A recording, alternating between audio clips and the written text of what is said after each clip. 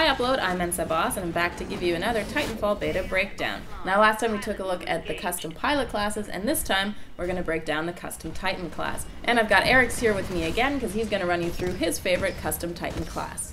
You'll get the ability to create a custom Titan class at level 10.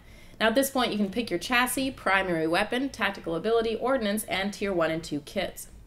There's only one chassis available at this time, but in the full game there will be more. We've already seen the Atlas in-game, and the Strider and Ogre in trailers. The Atlas is obviously your all-around Titan, the Strider you can use for speed and agility, and the Ogre is your tank.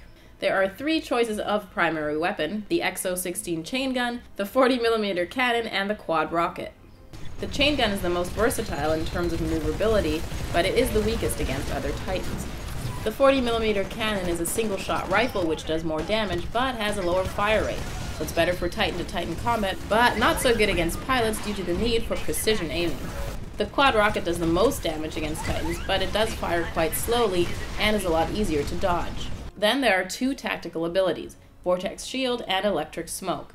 The Vortex Shield allows you to catch incoming projectiles and fire them back at your enemies.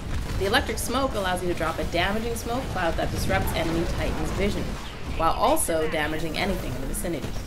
It's also great for getting those pesky rodeo pilots off your back. Then there are two options for ordnance, Rocket Salvo and Slaved Warheads.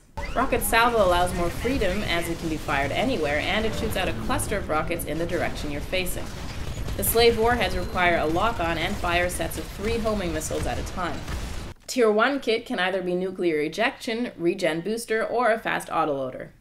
Nuclear ejection is useful if you're looking to take out people before you go down. Your Titan sets off a nuclear explosion when it self-destructs.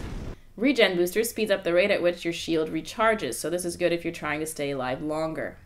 And fast autoloader speeds up the reload on your ordnance, allowing you to use those rockets sooner. Finally, the Tier 2 kit contains either Auto Eject or Survivor.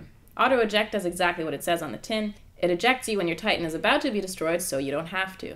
And Survivor reduces the rate at which your Titan loses its health while in the doomed state, in turn allowing you to fight for much longer.